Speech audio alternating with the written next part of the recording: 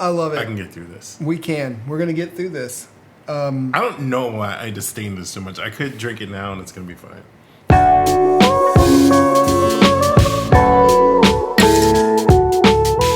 I'm hoping it is. Yeah.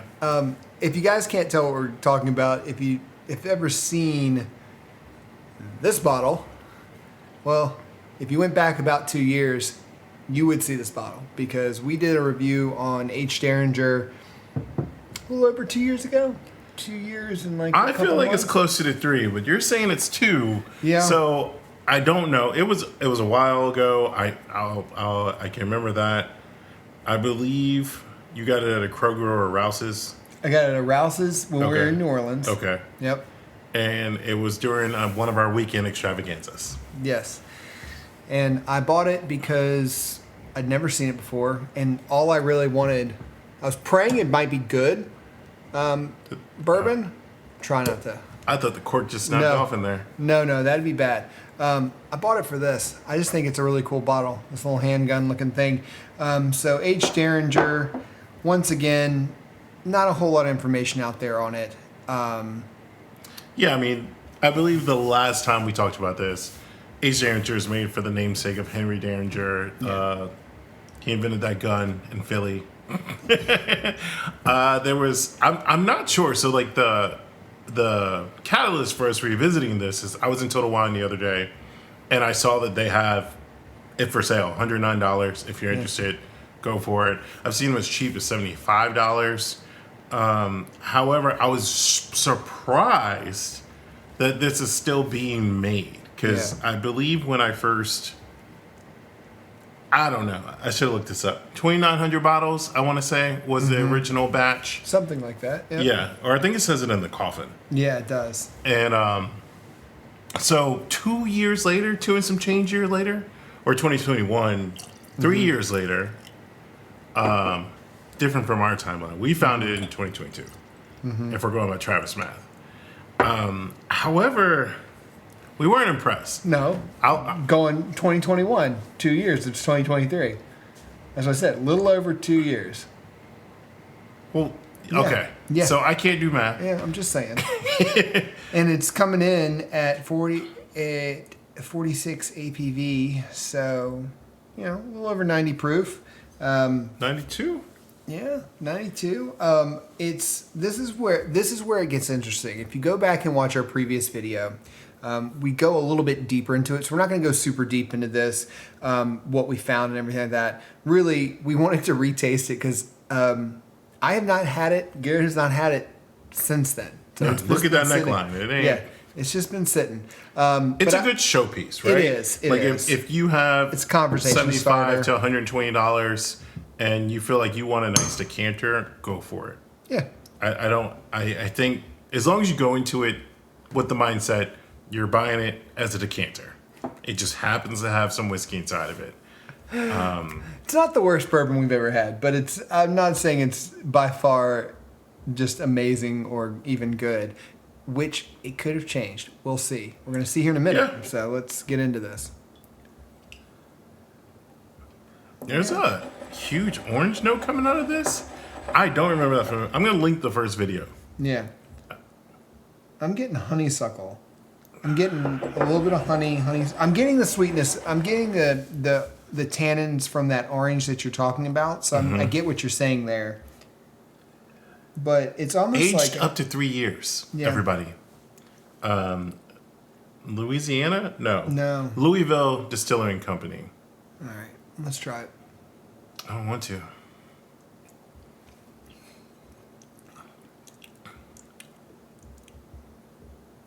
Okay. I mean, so I'm going to say the citrus shines through. I think there's a underlying spearmint note as well, and not like a conflicting way, like a orange mint gum, as well as I'm going to say zero oakiness. I'm not really feeling oakiness. It's more like you know what it is? Orange marmalade. Okay. That's what I'm getting. It's orange marmalade. Didn't mean to snap at you. He's like, bitch, listen. I I kind of get, I don't know, I kind of get a willet vibe from it.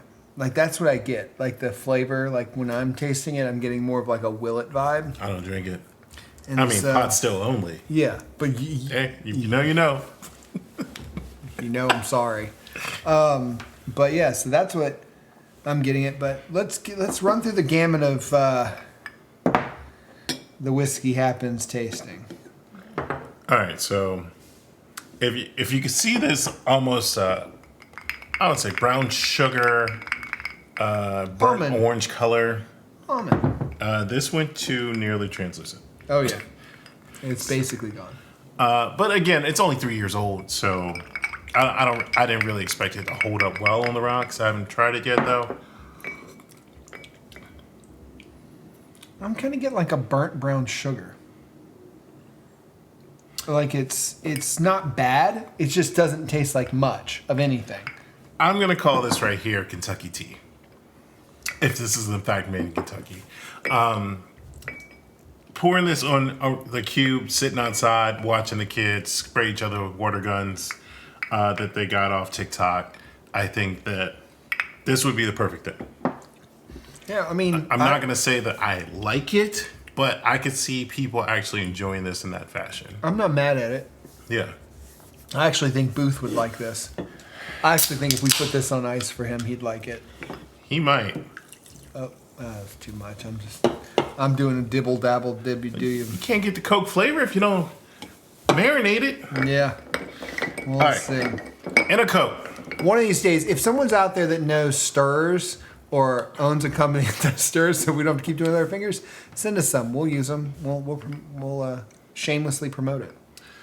Now, I initially reserved some of mine, but this does not hold up well in a Coke. I mean, I would just think I'm drinking a watered down Coke right now. Mm-hmm.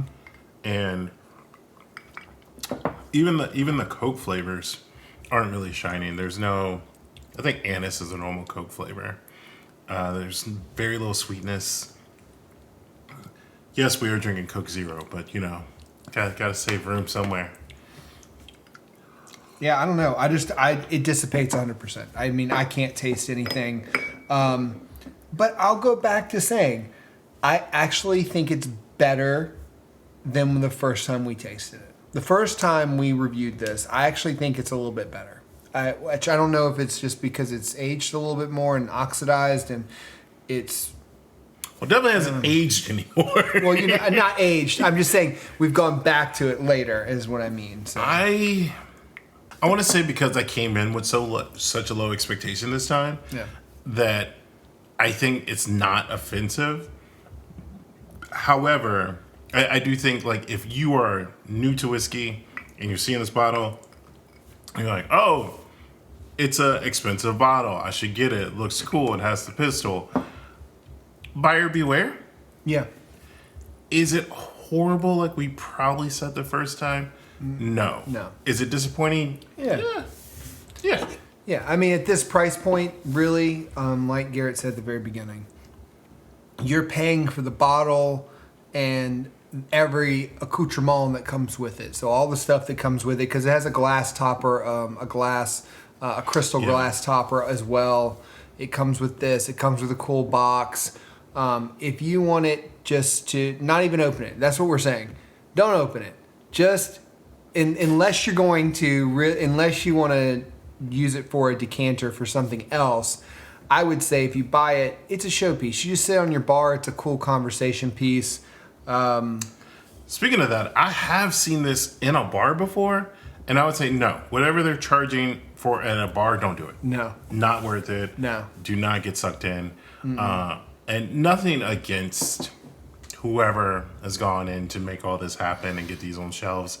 If this is batch 1 and what I saw is batch 2, clearly it's working.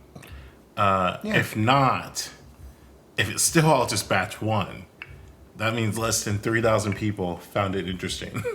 Well, my thing is I think this one, if anything, has a market. It definitely has a market. I think if maybe overseas it probably would do better. I also think because of the low proof point, I think to be honest with you, if this was proofed up like 105 to 110, I guarantee you this would be better. Guarantee if that was proofed up that high, I think it would be a better bottle. Because it has some distinctively good notes to it. I just think it's so watered down and so washed out that it just doesn't do anything. Yeah, so that's our take on H. Deringer Part 2. How would you take it? I'm going to go on the rocks. I really like that aspect of if I had this big rock and I'm just sitting outside in this Texas 102 degree weather, watching the kids belly flop into Travis's pool, I think this is the way to go. I agree with you. I'm right there with you. I wouldn't. Neat's fine, but I would put it on a cube and just sip on it because then you don't really feel like you're going to be hammered by the end of the day. Yeah, I'm doing long division after Yes. 10 of these. I'm still good to go. Just remember, it doesn't matter if you like neat, on the rocks, and Coke, fancy decanter, whiskey happens. Cheers.